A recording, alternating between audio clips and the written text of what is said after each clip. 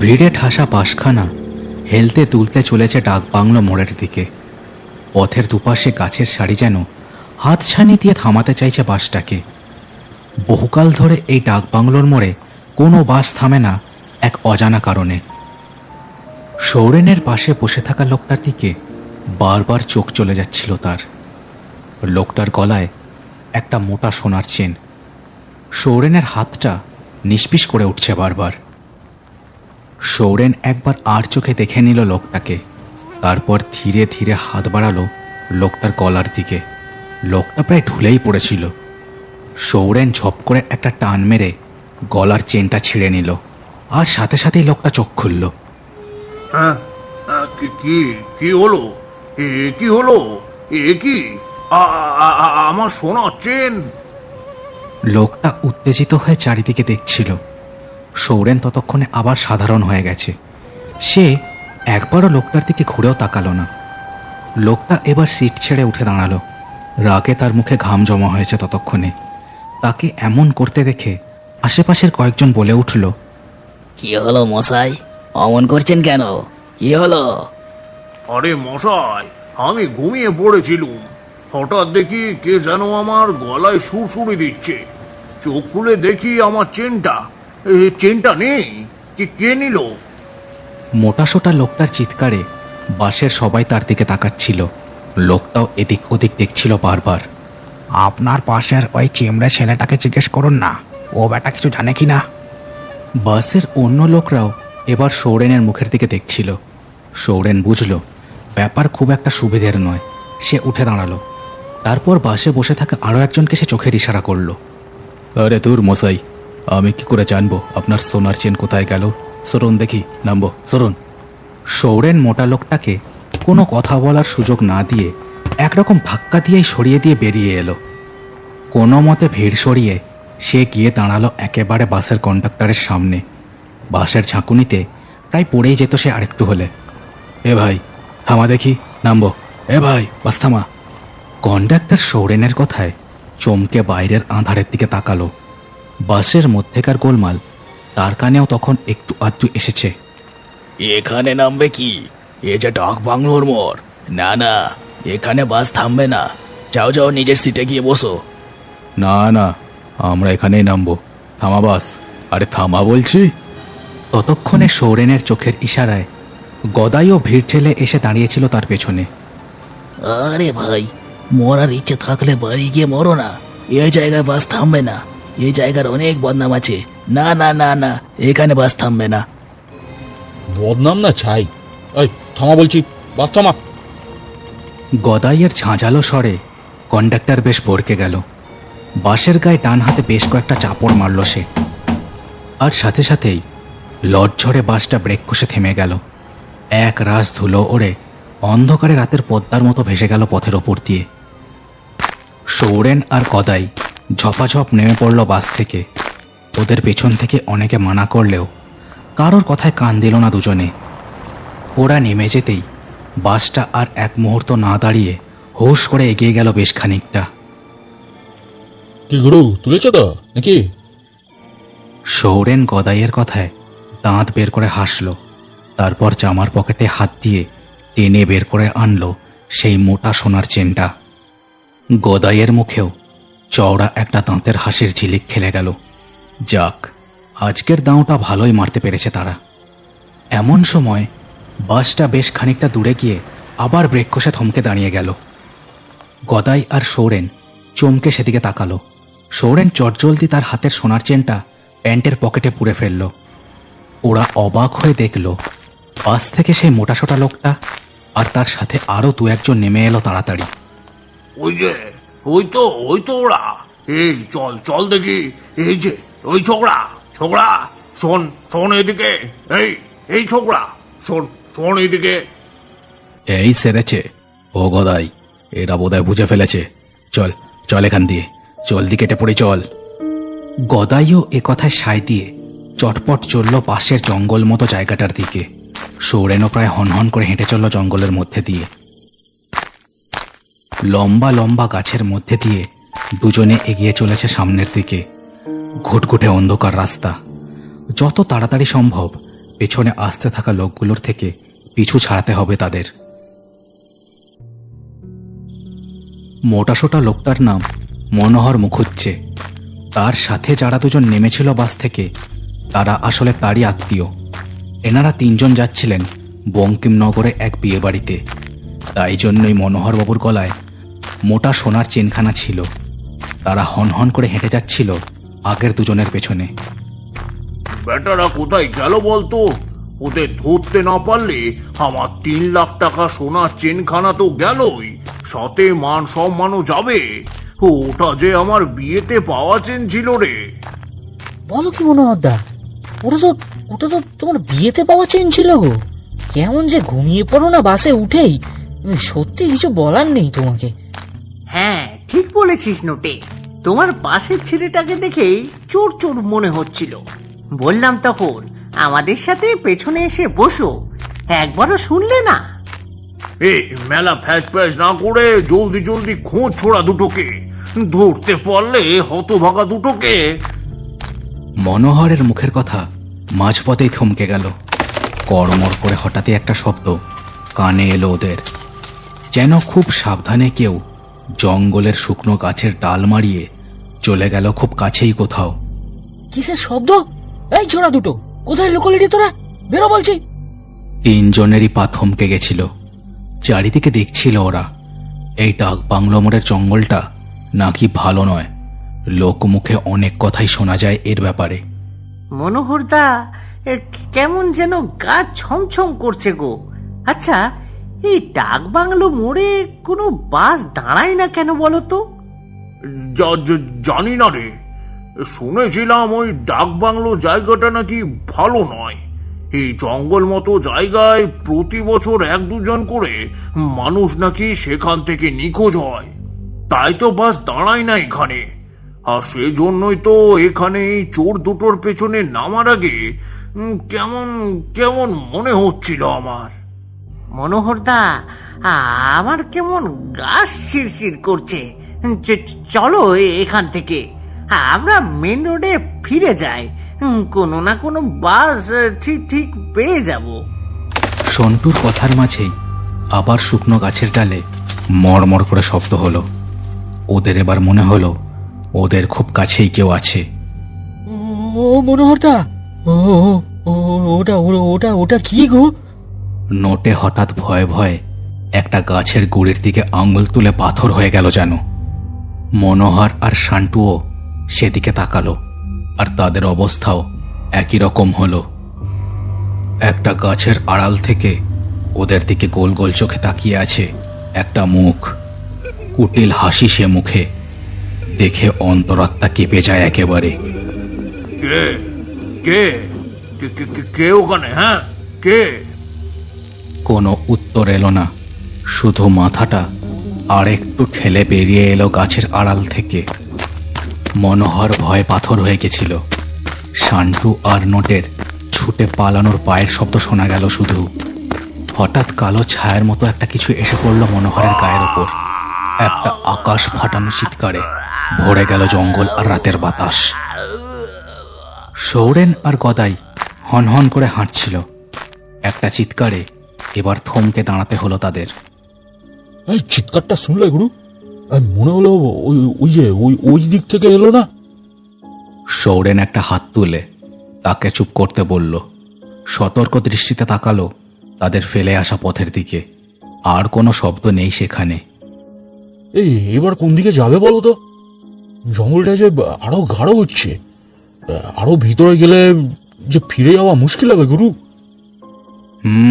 তা ঠিক। আচ্ছা, এই জায়গাটার নাম ডাক বাংলোর মোড় কেন বলতো ভাই? কি জানি গো দাদা, তবে একদিন ধরে এই লাইনে পকেটমারি করছি, কখনো এখানে তো নামতে হয়নি। আজই প্রথম এখানে নামলাম তো। হ্যাঁ, আমিও তাই। এর আগে কখনো এখানে নামতে হয়নি। আর ছাই, এখানে তো বাস দাঁড়ায়ও না। আজকে তো জোর করে দাঁড় করালাম। কোন দিক দিয়ে গেলে যে জঙ্গলের ওপাশের বড় রাস্তায় পৌঁছাবো কে জানে। সৌরেনের কথা শুনে গদাইও বেশ চিন্তায় পড়ল। এই এলাকার বদনাম যে আছে সেটা তারা সবাই জানলেও কি কারণ তা কেউ জানে না। সবাই জানে এখান থেকে লোকজন নাকি নিখোঁজ হয়ে যায়, কিন্তু কি কারণে নিখোঁজ হয় সেটা আর কে জানে। গদাই এসবই ভাবছিল। এমন সময় দূরে একটা আলো চোখে পড়ল তার। গুরু গুরু গুরু, ওই ওই ওই দেখো, ওইদিকে দেখো, এরা এরা এরা আলো চোখে পড়ছে না? দেখো দেখো। সৌরেন চোখের ওপর হাত দিয়ে ভালো করে দেখল, সত্যি একটা আলো দেখা যাচ্ছে। দেখে মনে হচ্ছে যেন কোনো দোকান। হ্যাঁ তাই তো, দেখে তো কোনো দোকান মনে হচ্ছে, কিন্তু এই জঙ্গলের মধ্যে কিসের দোকান বল দেখি। আরে সে যাই হোক, চলো না একটু এগিয়ে যাই, গিয়ে রাস্তার একটু হদিস টদিস করি গিয়ে, চলো। গদাই এ কথা বলে এগিয়ে গেল সেদিকে। সৌরেনও চলল তার পেছন পেছন। ঝিঝির ডাকে এখন কান পাতা দেয় জঙ্গলের মধ্যে। দুজনে আলো লক্ষ্য করে হাঁটতে হাঁটতে যেখানে এসে দাঁড়ালো সেটা দূর থেকে দোকান মনে হলেও আসলে কোনো দোকান নয়। জঙ্গল আগাছা ঢাকা একটা বড় কোনো বাড়ির ভাঙা অংশ। তারই মাঝে তীব্র আলোর একটা লণ্ঠন জ্বলছে। লণ্ঠনের মধ্যে আগুন জ্বলছে না, কিন্তু অদ্ভুত একটা আলো ছড়িয়ে পড়ছে চারিদিকে।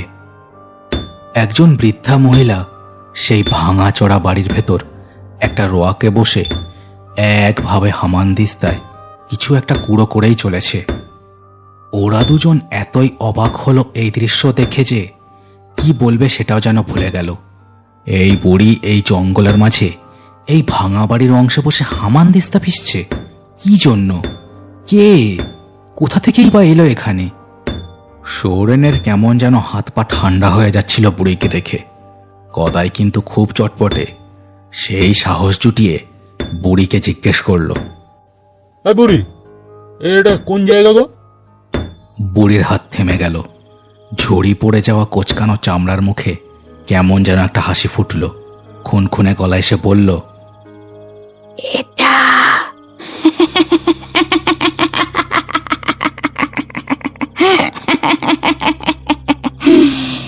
এটাই হলো গিয়ে সেই ডাক বাংলো, মোড়ের জঙ্গলের ভেতরে সেই ডাক বাংলো।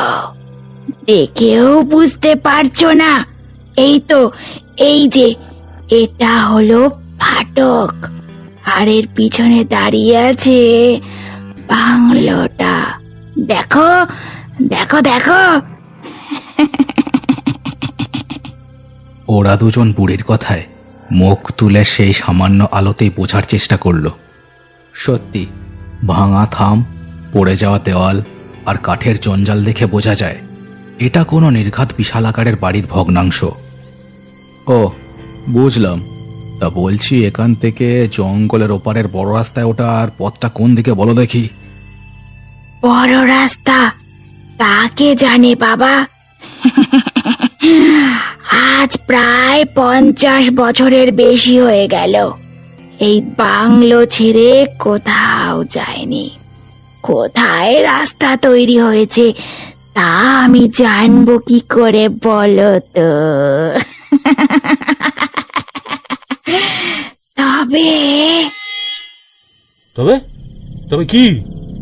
আরে তবে তবে বলে থেমে গেলে কেন, বলো। আমার ছেলে সব চেনে। সে ওই জঙ্গলে গেছে খাবারের জোগাড় করতে। সে ফিরুক, সে না হয় তোমাদের ঠিক জায়গায় পৌঁছে দেবে। কি চলবে? বুড়ির প্রশ্নে একে অন্যের মুখের দিকে তাকালো ওরা দুজন। বাস থেকে নেমে হেঁটে দৌড়ে দুজনেই এখন ক্লান্ত। তার উপর জঙ্গলের অন্ধকার। দুজনেই যেন হাঁফিয়ে উঠেছে। শরীর এবার একটু বিশ্রাম চাইছে। তা কি বলিস রে, একটু বসবি নাকি? হ্যাঁ, তা তো বসাই যায়। বেশ জল তেষ্টাও পাচ্ছে। কি বলো, বসি? তা বুড়ি, আমাদের একটু জল দিতে পারবে? গলাটা কাঠ হয়ে গেছে একেবারে। শুধু জল খাবে কেন গো বাবারা? আমার সাথে চলো, একটু মুখে কিছু দাও। আমার ছেলেটা আসুক, তোমাদের পৌঁছে দেবে। চলো চলো। বুড়ি এ কথা বলে আলোটা নামিয়ে আনলো আংটা থেকে, তারপর চলল ফটক দিয়ে ভেতরের দিকে। গদাই আর সৌরেনও যেন কোনো এক মোহের বশে চলল তার পেছনে। তাদের একবারও মনে হলো না এই বুড়ি এই জঙ্গলের মাঝে হঠাৎ কোথা থেকে উদয় হলো। ভাঙা থাম আর কাঠের স্তূপের মাঝখান দিয়ে বুড়ির পেছন পেছন চলছে দুজনে। পচা একটা গন্ধ বাতাসে ভেসে চলেছে। বাংলোটার দেওয়ালগুলো বেশিরভাগই ভেঙে পড়েছে, ছাদও প্রায় নেই বললেই চলে। দুটো পাশাপাশি ঘরের সামনে দিয়ে যেতে গিয়ে হঠাৎ সৌরেনের কি যেন একটা চোখে পড়ল। সে থমকে গেল। গদাইও তাকে দেখে দাঁড়িয়ে গেল। কি হলো আবার গুরু, দাঁড়িয়ে গেলে যে? ওরে কানা, ওই দিকে দেখ। গদাই সৌরেনের কথায় দ্বিতীয় ঘরটার দরজার ভেতর তাকিয়ে একরকম চমকেই উঠল। ঘরটা অন্ধকার হলেও ভাঙা দেওয়াল থেকে আসা চাঁদের আলোয় ঝকঝক করছে রাশি রাশি গয়না, পয়সা, বেশ কিছু ব্যাগও পড়ে আছে এদিক ওদিক। সৌরেন যেন মন্ত্রমুগ্ধের মতো ঘরের ভেতর ঢুকে পড়ল। তার দু চোখে যেন সে বিশ্বাসই করতে পারছে না এই বুড়ি যে এই ভাঙা ডাক বাংলোয় 7 রাজার ধনভাণ্ডার লুকিয়ে রেখেছে। হঠাৎ গদাই ছিটকে এসে পড়ল সৌরেনের ওপর। প্রবল ধাক্কায় দুজনে গিয়ে আশ্রয় পড়ল গয়নাগুলোর ওপর। ওরা ধাতস্থ হবার আগেই ঘরের ভারী দরজাটা দড়াম করে বন্ধ হয়ে গেল, আর ভেসে এলো একটা প্রবল খ্যাঁকে হাসি। সৌরেন দৌড়ে এসে দাঁড়ালো ঘরের একমাত্র বড় গরাদের জানলাটায়। এই বুড়ি, এটা কি হলো? এই বুড়ি, এই গদাই, ভেঙে ফেল দরজাটা, ভাঙ। বুড়ি এ কথায় খ্যাঁক খ্যাঁক করে হাসতে লাগলো। গদাই দরজায় গায়ের জোরে ধাক্কা দিয়েও খুলতে পারল না। তাকে যে ওই একরত্তি বুড়ি ধাক্কা দিয়ে ঘরের মধ্যে ঠেলে ঢুকিয়ে দিয়েছে সেটা আর বলতে হবে না। এই বুড়ি বুড়ি, এই দরজা খোল, দরজা খোল, এই দরজা খোল বলছি, নাহলে কিন্তু খুব খারাপ হয়ে যাবে, খোল দরজা। চুপ, এ চোরের আবার বড় গলা। কি ভেবেছিস আমি জানি না তোরা কি করিস? তোরা তো চোর, তোরা বাজলেই বাকি, মরলেই বাকি। ও আজ কতদিন পর 3টে শিকার হাতে পেলাম। আগে ওটাকে খাবো আমরা, তারপর তোদের ঘাড় মোটকাবো। মাসখানেক দিব্যি চলে যাবে আমাদের। বুড়ির কথার মাঝখানেই গদাইও জানলার কাছে চলে এসেছিল। দুজনে যে কি হচ্ছে কিছুই বুঝতে পারছিল না। কি ভয় লাগছে নাকি? ওই দেখ, আর যার থেকে তুই গয়না চুরি করেছিলিস তাকে আমার ছেলে এখানে টেনে এনেছে আগে। দেখ দেখ দেখ। বুড়ির কথায় দুজনেই ঘরের ভেতর আঁধারে দেখল বাসের সেই লোকটা হাত পা ছড়িয়ে পড়ে আছে ঘরের এক কোণে। ঘাড় ভেঙে একদিকে কাত হয়ে গেছে তার। সোনা দানা দেখতে গিয়ে এতই ব্যস্ত হয়েছিল তারা, লোকটাকে চোখেই পড়েনি। এমন সময় একটা বোঁটকা পচা গন্ধ নাকে এলো তাদের। ওরা চমকে আবার তাকালো বাইরে। দেখলো বুড়িটার ঠিক পিছনে এসে দাঁড়িয়েছে একটা লম্বা ছায়া। গোল গোল কুটিল চোখ তার। এ যে এই পৃথিবীর মানুষ নয় তার বলে দিতে হয় না।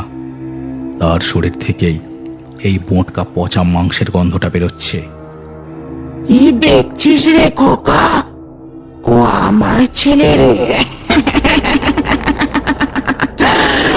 মরার পরে আমরা এখানে এসে বাসা করে আছি আজ এত বছর ধরে। সেই কবে আগুনে পুড়ে মরেছি আমরা। তখন এই জঙ্গলখানা একটা গ্রাম ছিল। এই বাংলোয় বসতো লাল মুখো সাহেবদের আড্ডা।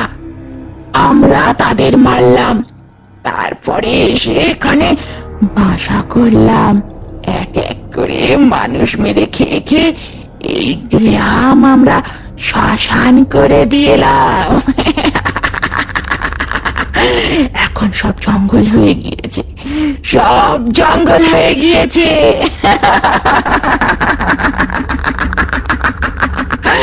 এখন সব জঙ্গল, কিন্তু মাঝে মাঝে তোদের মতো লোক এসে পড়ে এখানে। তোদের শিকার করেই আমাদের মায়ে বয়ে দিব্যি চলে যায়। বুড়ির কথা শুনে সৌরেন আর গদাই যেন ভয়ে পাথর হয়ে গেল। ওদের মতো মানুষ যে এমন বোকার মতো পিশাচের ডেরায় এসে আটকে যেতে পারে, নিজেরাই যেন বিশ্বাস করতে পারছিল না। হঠাৎ সশব্দে ঘরের দরজাটা খুলে গেল। বুড়ি একরকম হাওয়ায় ভেসে ঘরে ঢুকলো। পিছন পিছন সেই লম্বা ছায়াটাও ঢুকলো। খাঁচায় আটকে পড়া ইঁদুরের মতো গদাই আর সৌরেন দেখছিল তাদের সামনে সাক্ষাৎ মৃত্যুকে। হঠাৎ গদাই মরিয়া হয়ে ঘরের দরজার দিকে দৌড়াতে গেল, আর সাথে সাথে লম্বা ছায়াটা লাফ দিয়ে এসে পড়ল তার উপর। সৌরেন বিস্ফারিত চোখে দেখল গদাইয়ের গলায় হাঙরের মতো দাঁত বসিয়ে দিয়েছে ছায়াটা।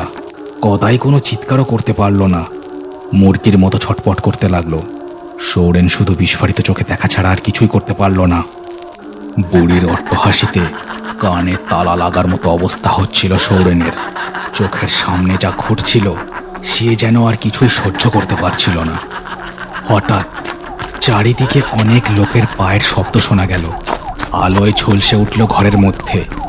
টর্চের আলোয় দু চোখ যেন ঝলসে গেল সৌরেনের।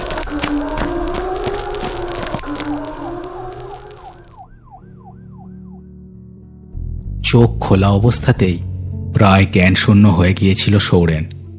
যখন তার সম্বিত ফিরল, সে দেখল তার দুহাত বাঁধা। তার সামনে সেই মোটা লোকটা আর গদাইয়ের দেহটা শোয়ানো। গদাইয়ের দুটো চোখ বিস্ফারিত, গলাটা হাঁ হয়ে গেছে। গদাইয়ের মুখের দিকে তাকিয়ে সৌরেন যেন ভেঙে পড়ল। এই এই হতভাগা চোর, এই কিরে, কেন খুন করলি তোর ওই দোসরটাকে?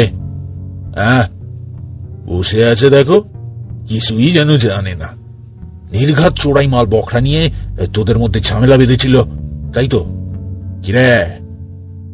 দারোগার প্রশ্নে সৌরেন শুধু ফ্যালফ্যাল করে তাকিয়ে রইল তার মুখের দিকে। তার সামনে বাস থেকে নেমে আসা সেই লোক দুটো দাঁড়িয়েছিল। আরো দু একজন লোক ছিল সেখানে।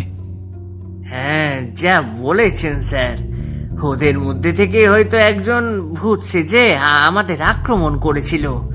আমরা ভয়ে দৌড়ে থানায় গিয়ে আপনাদের খবর না দিলে আমাদের অবস্থা ওই মনোহরদার মতো করতো। ইস, কিভাবে মেরেছে গো! ঘাটটা ভেঙে ঝুলিয়ে দিয়েছে একেবারে। ছি ছি ছি ছি ছি। সৌরেন শুধু বোকার মতো তাকাচ্ছিল চারিদিকে। ভয়ের চোটে যেন কথা বলতেও ভুলে গেছে সে। সেই বুড়ি আর তার ছেলের কোনো চিহ্ন নেই ঘরের মধ্যে।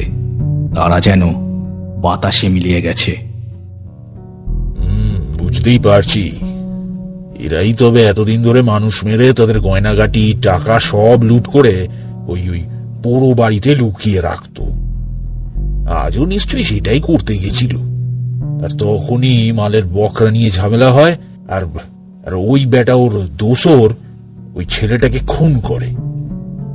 তোমাদের মনোহরদাকেও এরাই মেরেছে। আজ হাতে পেলাম বেটাকে, একদম ঠিক সময় আমরা এখানে এসে পড়েছিলাম বলে। তবে তোকে খালি বলে পুলিশ নাকি কাজই করে না। এই ডাক বাংলো মোড়ের এই এত বড় রহস্য কিরকম সমাধান করে দিলাম। হ্যাঁ, বললেই হলো আমি হলাম বলাই দারোগা, কি বুঝলে? সৌরেন বুঝে গেল এতদিন ধরে যত মানুষ নিখোঁজ হয়েছে সব দোষ পুলিশ তার ঘাড়েই চাপিয়ে দিতে চায়। সেই বুড়ি আর তার ছেলের প্রেতাত্মার কথা কেউই বিশ্বাস করবে না। এমন সময় একটা আলো যেন ঝিলিক দিয়ে এসে পড়ল তার চোখে। সৌরেন চমকে সেদিকেই তাকালো। দারোগার হাতে সেই সোনার চেনটা টর্চের আলোয় চমকে চমকে চারিদিকে আলো ছড়াচ্ছে। আজ রাতে ঘটে যাওয়া সব ঘটনার মূলে যে ওই সোনার চেনটা, এ কথা মনে হতেই চোখ বুজে ফেলল সে। একটা ঠান্ডা বাতাস আর পচা গন্ধ তার নাকের ওপর দিয়ে বয়ে গেল।